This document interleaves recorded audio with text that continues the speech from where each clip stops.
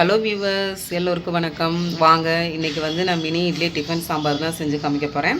அதுக்கு தேவையான பொருட்கள் பாருங்கள். மினி இட்லிக்கு வந்து இட்லி மாவு நம்ம வீட்டில் வச்சுருப்போம் இல்லையா, அந்த இட்லி மாவு மினி இட்லி பிளேட் கண்டிப்பாக வேணும். அதுக்கு வந்து டிஃபன் சாம்பார் செய்ய போகிறேன் பாருங்கள். அதுக்கு தேவையான பொருள் பாருங்கள்.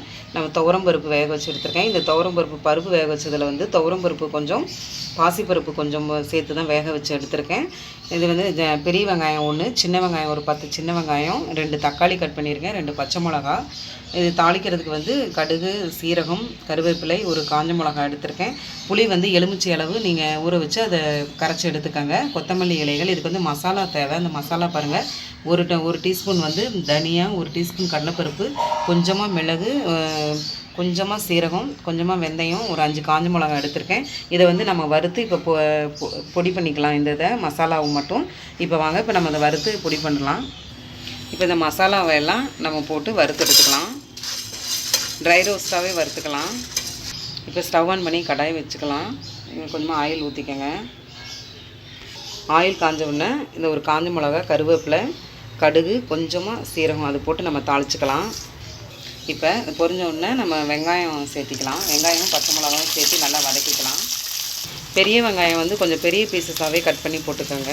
இப்போ வெங்காயம் ஓரளவுக்கு வதங்கினா போதும். இப்போ நம்ம பொடியாக கட் பண்ணி வச்சுருக்க தக்காளியும் சேர்த்திக்கலாம். அதையும் நல்லா வதக்கிக்கலாம். இப்போ இதில் நம்ம உப்பு சேர்த்து வதக்கிக்கலாம்.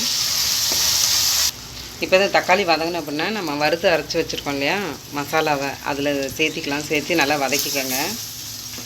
அது கூட இந்த நெல்லிக்காய் சைஸ் புளி கரைச்சி வச்சுருக்கோம் இல்லையா, அதையும் ஊற்றிக்கோங்க. இப்போ இதில் இந்த கொஞ்சமாக வெல்லம் சேர்த்துக்கலாம்.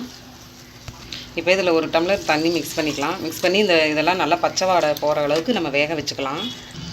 இப்போ இந்த மசாலா வந்து நல்லா பச்சை வாடை போக நல்லா கொதிச்சிருச்சு. இப்போ நம்ம இதில் பருப்பு மிக்ஸ் பண்ணிக்கலாம். இப்போ இந்த சாம்பாரில் வந்து உங்களுக்கு எவ்வளோ திக்காக வேணுமோ இல்லை கொஞ்சம் தண்ணியாக வேணுமான்னு பார்த்து நீங்கள் அந்த அளவுக்கு தண்ணி ஊற்றிக்கலாம். இதில் கொஞ்சம் பெருங்காயத்தூள் சேர்த்திக்கங்க. ஏற்கனவே நான் உப்பு போட்டிருக்கேன். மறுபடியும் உங்களுக்கு உப்பு காரம் கரெக்டாக இருக்கான்னு பாருங்கள். அப்படி பத்தலைன்னா நீங்கள் மறுபடியும் கொஞ்சம் உப்பு போட்டுக்கலாம். இப்போ சாம்பார் கொஞ்சம் நல்லாவே கொதிக்கட்டும். இப்போ சாம்பார் காயட்டும். நம்ம அதுக்குள்ளே வந்து மினி இட்லி ஊற்றி வச்சுக்கலாம். இப்போ மினி இட்லி பிளேட் எடுத்துக்கோங்க. அதில் கொஞ்சமாக ஒரு இதில் ஆயில் விட்டுட்டு எல்லா பக்கமும் நம்ம தடவி விட்டுக்கணும். இப்போ எல்லா பக்கமும் இந்த ஆயில் படுற மாதிரி தடவிக்கங்க. இந்த 3 இட்லி பிளேட்லேயும் அதே மாதிரி தடவிக்கணும். இப்போ ஸ்டவ் ஆன் பண்ணி இட்லி பானை வச்சு அதை தண்ணி ஊற்றிக்கங்க. தண்ணி காயட்டும். இப்போ நம்ம இட்லி மாவு வந்து மினி இட்லி தட்டில் இட்லியாக ஊற்றிக்கலாம். அந்த குழியில் கொஞ்சம் கொஞ்சமாக ஊற்றணும். இப்போ சாம்பார் நல்லா கொதிச்சிருச்சு. அதில் கொத்தமல்லி இலைகள் தூவி நம்ம ஸ்டவ் ஆஃப் பண்ணிடலாம். இந்த மாதிரி இட்லி மாவில் எல்லா இட்லியும் ஊற்றிட்டு நம்ம இந்த பிளேட்டை வந்து இதில் அடுக்கி வச்சிடலாம். இப்போ நம்ம இதை இட்லி பானையில் வச்சிடலாம். வச்சு வேக வச்சிடலாம். ஒரு 10 மினிட்ஸ் தான். இட்லி வெந்துச்சுன்னா பார்க்கலாம்.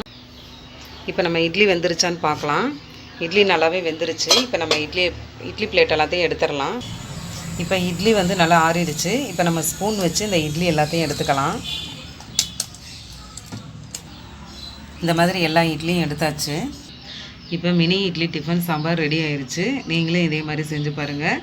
இந்த வீடியோ உங்களுக்கு பிடிச்சிருந்தா லைக் பண்ணுங்கள், ஷேர் பண்ணுங்கள், சப்ஸ்கிரைப் பண்ணுங்கள். கூடவே இருக்க பெல் பட்டன் அழுத்துங்க, கமெண்ட்ஸ் பண்ணுங்கள்.